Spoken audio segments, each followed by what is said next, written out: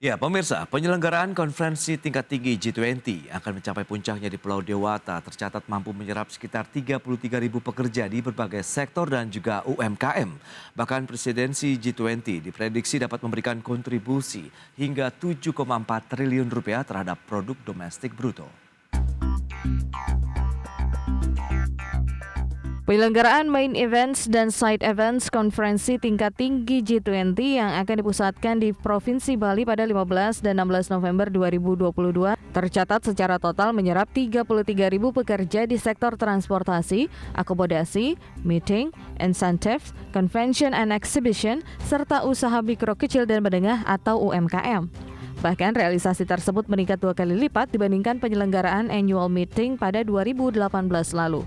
Dalam paparannya pada G20 Update secara virtual, Sekretaris Kementerian Koordinator Bidang Perekonomian Susiwiono Mugiarso mengungkapkan bahwa di sepanjang periode Agustus hingga September 2022 telah diadakan sebanyak 15 kali ministerial meeting di Bali dan terdapat peningkatan lebih dari 70% trafik di bidang transportasi.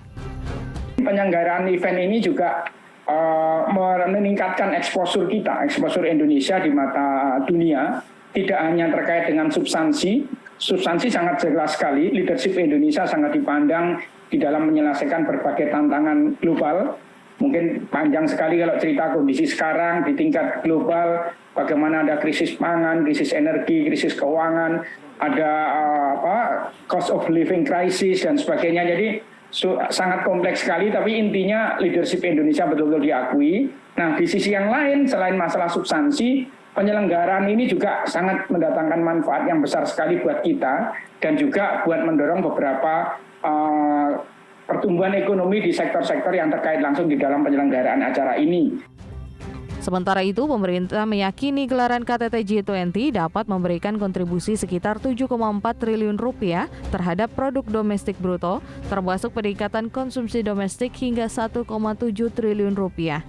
Hal ini berdasarkan penyelenggaraan sebanyak 438 events di 25 kota di Indonesia dengan berbagai tingkat level pertemuan sejak 1 Desember 2021. Tim Liputan IDX Channel. Ya, pemirsa, untuk membahas tema menarik kita hari ini, KTT G20 sumbang sekitar 7,4 triliun rupiah terhadap produk domestik bruto. Kita sudah tersambung melalui Zoom bersama dengan Bapak Susiwiono Mugiarso. Beliau adalah Sekretaris Kemenko Perekonomian Republik Indonesia. Selamat pagi, Pak Susiwiono. Selamat pagi, para pemirsa IDX Channel. Ya, salam sehat, Pak. Salam sehat untuk kita semuanya. Baik, terima kasih atas waktu yang disempatkan. Update terlebih dahulu nih Pak Susiwiono, bagaimana dengan kondisi terbaru dari penyelenggaraan presidensi G20 Indonesia saat ini? Ya, terima kasih. Mungkin saya mengantarkan beberapa catatan penting mengenai G20, terutama supaya masyarakat dan publik juga memahami betul hajatan kita bersama yang sangat strategis di KTT G20 ini. Kita tahu Indonesia 2022 ini menjadi presidensi G20 di tahun 2022, di mana kalau kita selalu sampaikan bahwa G20 ini forum, istilahnya adalah premier forum di bidang ekonomi dan keuangan. Jadi ini memang forum yang paling strategis kalau membahas mengenai ekonomi dan keuangan dunia. Kita selalu sampaikan bahwa G20 ini mencakup 85% dari total PDB dunia, kemudian juga 75% dari total volume perdagangan dunia. Juga kalau terkait dengan investasi 80%. Dan dari sisi populasi sudah mencakup 2/3 dari populasi dunia. Jadi memang ini satu forum yang sangat penting, sangat besar sekali. G20 sebenarnya ada 20 anggotanya di sana, 19 negara dan 1 EU, di mana dari 20 negara itu 9 negara maju dan 11 negara berkembang. Nah, kita bisa memanfaatkan posisi leadership Indonesia di G20 melihat forum yang sangat penting dan strategis ini. Nah, tadi pertanyaannya bagaimana update terkini mengenai persiapan dan penyelenggaraan KTT G20. Kita tahu hari ini kita sudah, kalau kita countdown, kita hitung mundur sudah H-5 menuju ke KTT G20 di tanggal 15 November.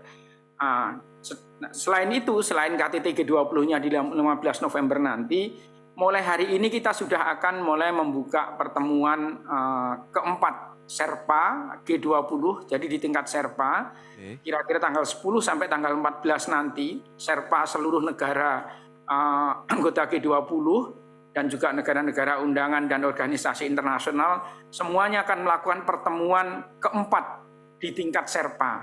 Ini yang kita selenggarakan 10 sampai 14 November, dan ini pertemuan yang sangat penting sekali, karena di tingkat Serpa inilah yang membahas namanya Leaders Declaration sebagai hasil dari KTT G20.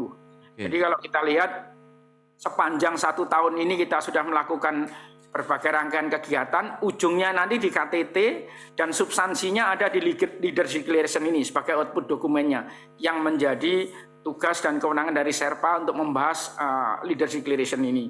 Nah kalau kita lihat tadi sudah disampaikan seluruh rangkaian acara presidensi G20 sepanjang 2022 ini kita sudah mulai sejak tahun lalu. Sejak 1 Desember 2021 kita kick off waktu itu pertemuan pertama Serpa di Jakarta secara hybrid.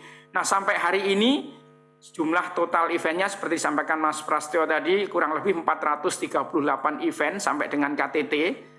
Selenggarakan di 25 kota. Nah, berbagai level tingkatan event mulai ministerial meeting, ada 17 kali ministerial meeting, kemudian ada 42 kali working groups meeting, ada 47 kali engagement group meeting, dan banyak sekali sepanjang setahun ini. Nah, karena itu sekarang tinggal menuju puncaknya. Puncaknya nanti akan ada KTT tanggal 15-16, didahului oleh pertemuan Serpa tanggal 10 sampai 14 ini. Kemudian kalau kita lihat dari berbagai tingkatan pertemuan tadi, semuanya sudah selesai menghasilkan output dokumen yang sudah diserahkan ke Serpa. Tinggal hari ini kita akan memulai pertemuan Serpa, membahas final dari Leaders Declaration yang selama ini akan menjadi catatan semua orang. Hasil KTT G20 ada di Leaders Declaration. Mudah-mudahan kita di 2022 ini selaku presidensi KTT G20 juga berhasil menghasilkan Leaders Declaration sebagaimana tradisi di 16 pertemuan KTT sebelumnya. Kira-kira itu gambarannya Mas Pras, update per hari ini kita akan memulai pertemuan Serpa, menjelang nanti sampai ke tanggal 15 baru akan dimulai pertemuan puncak dari KTT G20. Baik, itu dia rangkaian kegiatan 438 event di 25 kota, kabupaten begitu. Dan kita lihat ini juga dampaknya luar biasa terhadap perekonomian nasional maupun di daerah-daerah yang menjadi penyelenggaraan kegiatan pertemuan KTT, side events-nya begitu ya Pak Susyono. Lantas ini prediksinya terkait dengan kontribusi sekitar 7,4 triliun rupiah terhadap PDB. Tanggapan Anda dan juga seperti apa begitu reelsnya di lapangan Pak Susyono? Ya, terima kasih Mas Pras. Jadi kalau kita bicara kontribusi atau share-nya terhadap PDB, tahun lalu sebelum event mulai ini kita bersama teman-teman di Universitas Indonesia menghitung kira-kira potensi dampak positifnya, baik yang terkait dengan pengaruh langsung ke konsumsi rumah tangga sebagai komponen terbesar PDB, juga ke sektor-sektor lain, multiplier efeknya dan semuanya. Dengan asumsi ini semua acara 438 berlangsung di 25 kota. Nah waktu itu memang sempat keluar angka kira-kira kita simulasikan secara lengkap sekitar 7,4 triliun share-nya terhadap PDB. Nah nanti akan kita hitung lagi. Kalau saya sih selaku mendampingi teman-teman yang menyelenggarakan acara, jadi sepanjang tahun ini sebenarnya acaranya adalah acara Serpa Track dan Finance Track yang kebetulan kami ditugaskan selaku ketua sekretariatnya. Jadi kami tahu persis hitung-hitungannya, dampaknya ke semua sektor. Mungkin kalau kita lihat dampak yang kelihatan saja, PDB kita 2 kuartal ini sangat bagus sekali. Kuartal 2 kemarin 5,44%, kuartal ketiga impresif sekali, kita sangat tinggi 5,72%. Itu jauh lebih tinggi dibandingkan sebelum pandemi 2019. Kita tahu sebelum pandemi kuartal 2 dan kuartal 3 itu hanya 5,01%. Jadi dibandingkan dengan pra-pandemi pun PDB kita di kuartal 2 dan kuartal 3 ini jauh lebih tinggi. Nah, kita yang mungkin paling bisa kita lihat sebagai ukuran misalkan dari Provinsi Bali sendiri. Kalau kita lihat sebagian besar event memang mau nggak mau karena terkait dengan kesiapan infrastruktur dan sebagainya, kita dorong di 25 kota tapi terbanyak tetap di Provinsi Bali, kemudian Yogyakarta, Jakarta, dan beberapa tempat lain, Labuan Bajo, kemudian di beberapa kota yang lain. Nah, kalau kita lihat, confirm bahwa di semua tempat itu PDRB-nya juga tinggi sekali.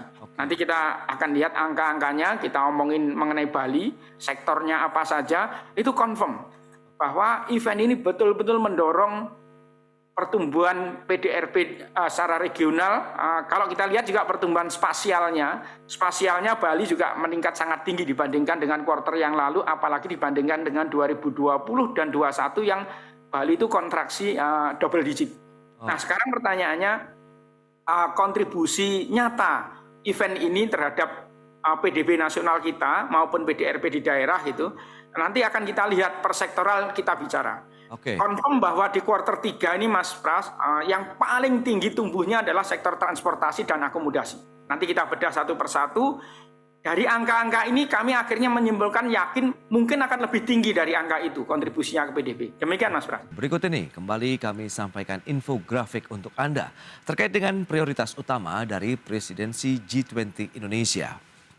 Ya, pertama menata kembali arsitektur kesehatan dunia, kemudian transformasi ekonomi berbasis digital, dan transisi ke energi yang lebih ramah lingkungan. Ini adalah 3 poin yang menjadi prioritas utama pembahasan dari para pemimpin ya ataupun anggota dari G20 kali ini yang digelar di Indonesia.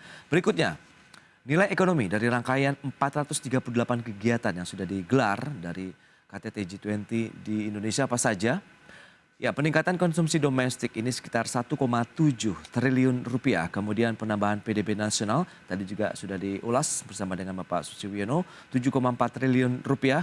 Ada pelibatan UMKM dan penyerapan tenaga kerja langsung maupun tidak langsung sekitar 33.000 di berbagai sektor dan daerah. Adapun manfaat ekonomi ini lebih dari 2 kali dari acara IMF World Bank Annual Meetings pada tahun 2018 lalu.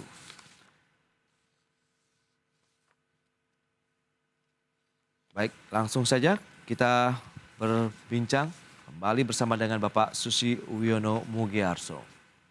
Ya, Pak Susilo, ini menarik kalau kita cermati dengan beberapa poin utama. Kemudian tadi langsung kita bincang terkait dengan sektor-sektor apa saja yang terdampak. Bagaimana dengan aplikasi ataupun implementasinya yang dirasakan langsung oleh masyarakat, pelaku usaha, UMKM, termasuk tadi ada penyerapan tenaga kerja yang cukup banyak dan luas. Silakan. Ya, terima kasih Mas Pras. Jadi Bapak sekalian, memang event KTT G20 ini sangat berbeda dengan pada saat kita menjadi tuan rumah penyelenggaraan event yang juga sangat besar, yaitu Annual Meeting IMF World Bank di 2018. Kebetulan saat 2018 yang lalu, Annual Meeting IMF World Bank itu juga saya selaku Ketua Pelaksana Harian di Panitia Nasional. Jadi saya juga menangani langsung malahan pada saat yang annual meeting itu. Memang agak berbeda, kalau annual meeting itu kan walaupun yang hadir lebih banyak 189 negara dan ada 33.000, tapi diselenggarakannya hanya 1 saat. Yes. Hanya di bulan Oktober selama seminggu. Nah, itu dampaknya juga luar biasa terhadap PDB dan lain sebagainya. Namun demikian yang KTT G20 ini kan puncaknya saja KTT, tapi yang rangkaian eventnya yang 438 itu selama setahun. Dan melebihi jumlah hari eventnya, ada 438 event. Sehingga dampaknya pasti jauh lebih besar lagi. Tadi sudah saya sampaikan, dari hitung-hitungan capaian di nasional kita sendiri, misalkan untuk PDB. Confirm betul di kuartal 2 dan kuartal 3 PDB kita sangat tinggi sekali dibandingkan dengan bahkan sebelum pandemi di 2019. Tadi sudah saya sampaikan di kuartal 2 5,44, kuartal 3 5,72% itu pertumbuhan yang cukup impresif. Dan kalau kita lihat share-nya dari konsumsi rumah tangga juga masih di atas 50% untuk spending. Demikian juga kalau kita lihat angka pertumbuhannya masih di atas 5%. Kuartal 3 konsumsi rumah tangga masih tumbuh 5,39%. Artinya dari sisi pengeluaran confirm bahwa event ini tetap mendorong adanya konsumsi di semua sektor tadi. Nah, dari sisi sektoral usahanya sendiri gitu, ini yang sangat bagus kalau kita lihat angka-angkanya di kuartal 2 dan 3 itu sektor transportasi, akomodasi dan makanan minuman tumbuh sangat tinggi sekali. Bahkan di kuartal 3 transportasi itu tumbuhnya year on year 25,8%. Itu sangat tinggi sekali. Kita merasakan sendiri betapa kita mencari pesawat pergi ke Bali terutama kemana-mana penuh terus. Kalau kita lihat sepanjang September itu undangan ministerial meeting saja ada 15 macam ministerial meeting. Akhir Agustus sampai akhir September.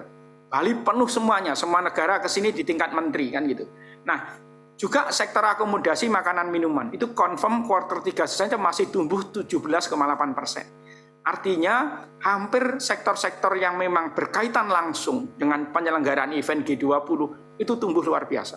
Sehingga kalau kita lihat kontribusinya terhadap ekonomi kita itu sangat besar sekali.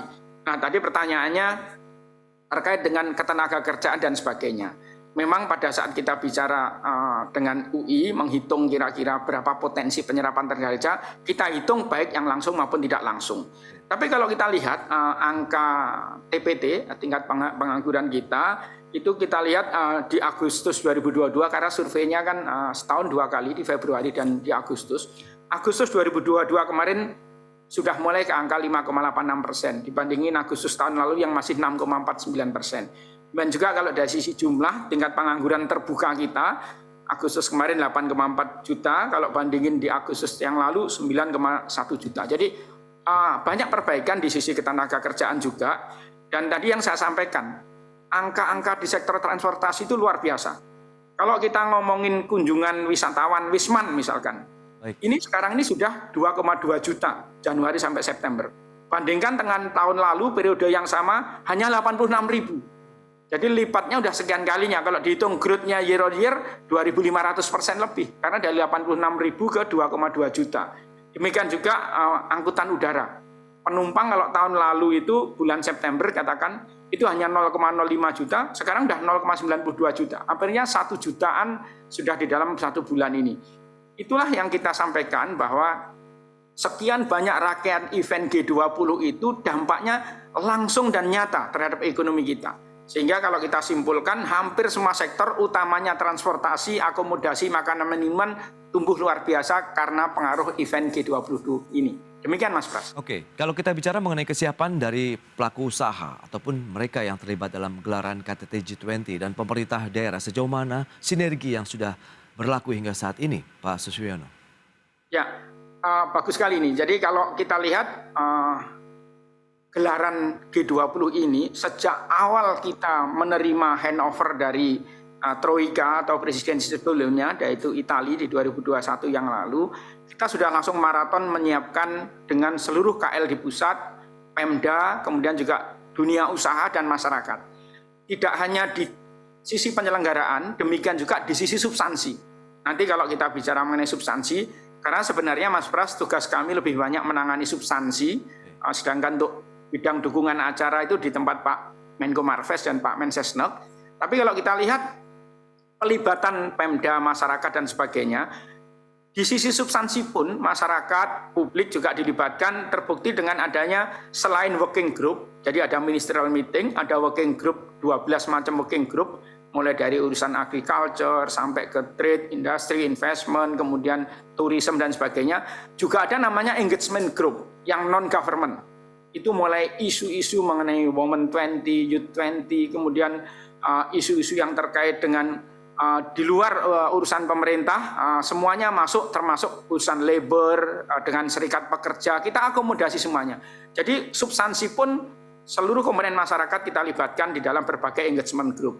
Nah dari sisi dukungan penyelenggaraan acara, lebih jelas lagi, setiap event di daerah, kami mengkoordinasikan rangkaian event yang 438 tadi, ada main event, ada side event di sana. Untuk main event kami pasti akan kerjasama dengan semua KL dan daerah, dan di dalam setiap penyelenggaraan kita komit akan ada beberapa semacam stall melibatkan UMKM. Kemudian dari sisi side event, separuh lebih dari event yang 438 itu side event yang memang tujuannya adalah melibatkan UMKM, pelaku usaha, dan juga memberi ruang bagi daerah untuk menunjukkan potensinya. Bahkan tidak hanya produk-produk terkait dengan ekonominya, termasuk gelaran budayanya. Sehingga dengan konsep seperti ini, dari awal memang desain acara ini sesuai arahan Bapak Presiden supaya memberikan manfaat nyata. baik bagi masyarakat maupun solusi untuk dunia. Sehingga kita memang desain acaranya sejak awal sudah melibatkan semuanya seperti ini. Demikian Mas Pras. Ya, lantas kalau kita lihat persiapan dari pemerintah sejauh ini, bagaimana menjelang puncak acara dari G20-nya sendiri ini Pak? Ya, ini kami memang dengan teman-teman Kementerian Lembaga sudah ada di Bali sambil kita menyiapkan substansi leadership declaration. Ini setiap hari juga dari sisi dukungan acara, Pak Menko Marves juga mengkoordinasikan semua KL yang terkait termasuk kami, di mana untuk substansi ini dikoordinasikan oleh Pak Menko Perekonomian dan Bu Menlu, di keuangan ada Bu Menku dan Pak Gubernur BI, sehingga semuanya bersama-sama melakukan persiapan. Sejak minggu yang lalu, bahkan Bapak Presiden hari Selasa yang lalu juga secara langsung meninjau ke Bali untuk yang kesekian kalinya. Ini luar biasa, pimpinan tertinggi kita pun sampai mengecek fisik untuk kesekian kalinya kesiapan untuk acara ini. Hari Selasa yang lalu beliau memang meresmikan banyak hal termasuk ruang VVIP di bandara dan sekaligus mengecek kesiapan. Mungkin secara umum yang bisa kami laporkan mengenai kesiapan ini sebenarnya memang tugasnya teman-teman di Menko Marves dan di Setnov. Pertama mulai dari sisi pengamanan. Pak Panglima TNI, Pak Kapolri dan jajaran pengamanan yang lain hadir langsung fisik di sini dan berkali-kali melakukan simulasi. Betapa pentingnya aspek keamanan ini di dalam menjamin penyelenggaraan acara KTT G20. Kemudian yang kedua mengenai infrastruktur dan logistik. Ini tidak kalah penting karena memang begitu banyaknya kepala negara, kepala pemerintahan yang hadir, seluruh pimpinan organisasi internasional, mulai UN, Sekjen PBB juga hadir, IMF, World Bank, EDB dan semuanya. Sehingga pada saat yang bersamaan itu memang menjadi penting sekali urusan pengamanan, urusan infrastruktur, urusan kelancaran logistik. Berbagai konsep yang sejak awal kita desain, Pak Presiden juga sudah memberikan arahan, kita mendorong penggunaan electric vehicle, mobil-mobil listrik, kemudian bagaimana di dalam setiap event juga mendorong gelaran budaya, nanti ada semacam gala dinner untuk reception di GWK dan sebagainya. Sekarang ini kita sudah persiapan final, nanti siang jam 2 juga Pak Menko Marves memimpin kembali simulasi lengkap mengenai alur di dalam penyelenggaraan KTT. Nah selain itu, aspek yang juga mungkin cukup penting, pertama mungkin kita harus sadari bahwa pandemi masih belum selesai. Sehingga teman-teman Kemenkes juga dari sisi protokol kesehatan juga tetap standby, siap sedia di sini. Kemudian beberapa titik dibikin mini ICU dan sebagainya. Kemudian juga hal yang lain selain terkait dengan pengamanan infrastruktur, kemudian kesehatan, juga mengenai komunikasi ke media. Teman-teman Kominfo sudah menyiapkan media center secara khusus di BICC di Westin. Demikian juga koordinasi peliputan untuk seluruh jurnalis baik yang nasional maupun internasional. Semuanya sudah siap semuanya. Ini sudah persiapan akhir. Nanti siang juga akan disimulasikan kembali. Mudah-mudahan kalau lihat ini kami sangat optimis. Hari ini kami akan memulai kembali yang Sherpa yang terakhir sampai tanggal 14. Tanggal 14 itu sudah mulai maraton, Bapak Presiden melakukan bilateral meeting. Tanggal 15 nanti akan dimulai pembukaan untuk KTT G20. Insya Allah semuanya sudah siap sesuai dengan rencana kita semuanya. Baik. Demikian. Luar biasa informasi yang sudah disampaikan untuk pemirsa IDX Channel pada hari, dan semoga memang untuk acara G20 tahun ini menjadi pusat perhatian dunia bahwa Indonesia bisa memberikan solusi atas permasalahan dunia yang sedang dihadapi terutama dari sisi ekonomi. Baik Pak Suswiono, terima kasih banyak atas waktu dan sharing yang Anda berikan untuk pemirsa IDX Channel. Salam sehat Pak. Salam sehat, terima kasih Mas Bas. Baik pemirsa, 1 jam sudah saya menemani Anda dalam Market Review. Saya Prasetyo Wibowo beserta kerabat kerja yang bertugas undur diri. Terima kasih dan sampai jumpa.